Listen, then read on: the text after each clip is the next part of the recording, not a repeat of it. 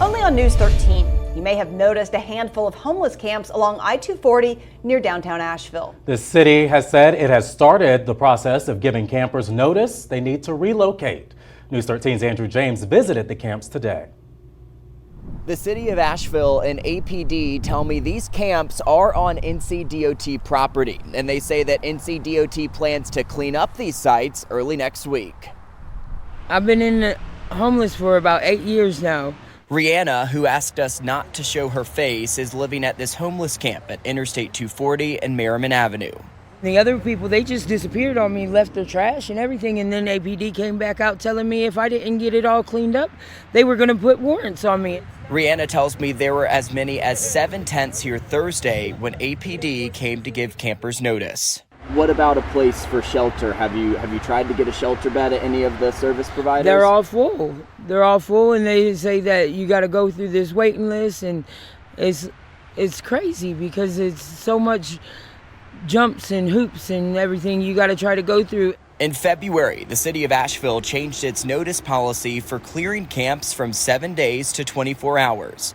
A spokesperson for APD says camping at Merriman and 240, as well as here along 240 near Haywood Street, have been ongoing issues. The city and APD work with Homeward Bound when giving campers notice in hopes of finding them other places to live. Moving your camps every day, they're like every other day, there's no way anybody can do anything to get back on their feet.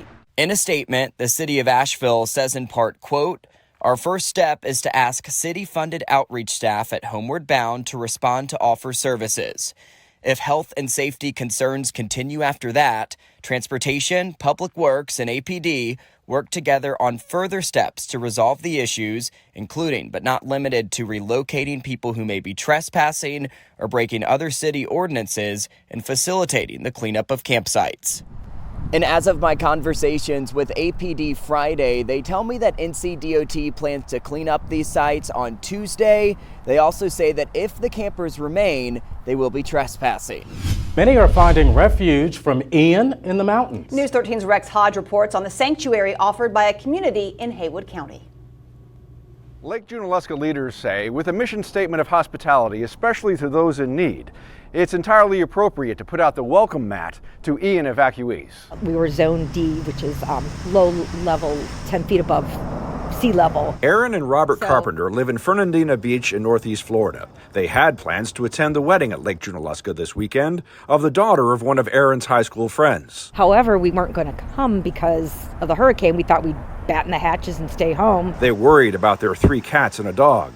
But then we got a notification to evacuate. So plans changed. Then the kind woman Kelly from this Lake Junaluska resort called and invited us and our pets to come escape. But they waived all pet fees and gave us a much reduced rate, which we thought was very kind. A nice efficiency apartment, plenty of room for the pets.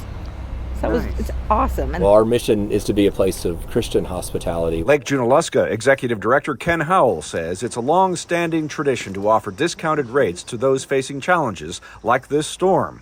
Room available at the hotel, apartments, properties. And they can call our reservations office, and then we can let them know what spaces are available and what the rates would be. Do you have a count of how many evacuees are coming, either are here or are coming? We're continuing to get calls. The storm now headed towards South Carolina. We've had some people calling from South Carolina and elsewhere. It's a reprieve for the Carpenters. Their home in Fernandina Beach is okay, but his parents in Naples having to relocate, their cars swamped. Even though we've spared, we still have the repercussions to deal with. Still, they're grateful for Lake Junaluska's open arms. Well, it was a blessing. The Carpenters say they're so impressed with the warmth that they've received here, they're actually looking into maybe buying a house here as well.